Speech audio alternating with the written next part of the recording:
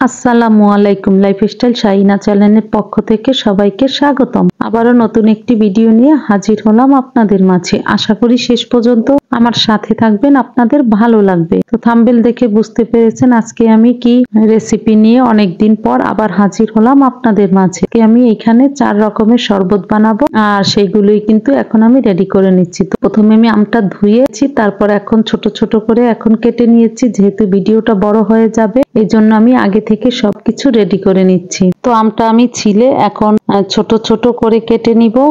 যেহেতু আম দিয়ে আমি জুস বানাবো, এই জন্য ছোট ছোট করে কেটে নিচ্ছি। আর ছোলার সাথে যদি এইভাবে কেটে নেন তাহলে কিন্তু অনেক সুবিধা হয়। তো সবগুলো আম আমি ছোট ছোট করে কেটে একটা বাটিতে নিয়ে নিচ্ছি। আর এইখানে নিয়েছি আমি লিচু। অফ ক্যামেরায় কিন্তু আমি লিচিগুলা ছিলে নিয়েছি। আর এখন দেখতেই পারছেন আমি লেবু কুচি কুচি করে কেটে নিয়েছি, আর সাথে নিয়েছি পুদিনা পাতা। এখন আমি লেবু আর পুদিনা পাতা দিয়ে একটু ম্যাশ করে নিব।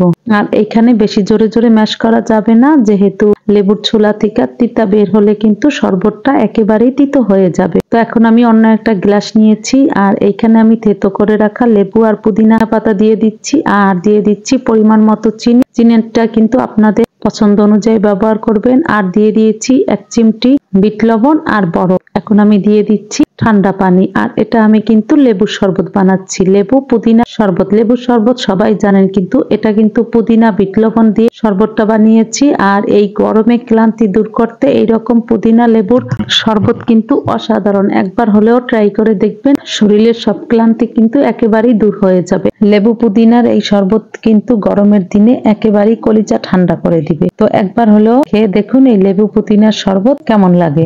পুদিনা রুয়াবজার শরবত। তো আমি লেবু, পুদিনা পাতা, চিনি পরিমাণ মতো দিয়ে রুয়াবজা দিয়ে দিচ্ছি। আর এখানে কিন্তু আমি জোরে জোরে ম্যাশ করে নিই, সামান্য চামচ দিয়ে একটু ম্যাশ করে নিয়েছি যাতে লেবুর রসটা একটু বের হয়। এখন দিয়ে দিচ্ছি আমি ঠান্ডা পানি। তো ঠান্ডা পানি দিয়ে এখন আমি ভালোভাবে কিন্তু নেড়ে দিব, যাতে যতক্ষণ না পর্যন্ত চিনিটা গলে যায়। আর দেখতেই পারছেন কতটা সুন্দর হয়েছে রুয়াবজার শরবত। রুয়াবজা কিন্তু শরীরের জন্য অনেক উপকারী আর স্বাস্থ্যকর একটা শরবত। আর রুয়াবজার শরবত তো এই গরমে ক্লান্তি দূর করতে 1 গ্লাস রুয়াবজার শরবত এইভাবে করেই দেখেন কিরকম লাগে। এখন আমি করে নিব লিচুর শরবত। তো লিচুগুলা তো আগেই আমি অফ ক্যামেরা ছিলে নিয়েছি। এখন দিয়ে দিচ্ছি পরিমাণ মতো চিনি, 1 চিমটে বিট লবণ আর পানি দিয়ে আমি কিন্তু ব্লেন্ড করে নিয়েছি। আর ব্লেন্ড করা কিন্তু আমার হয়ে গেছে। এখন আমি একটা গ্লাসে ঢেলে নিচ্ছি।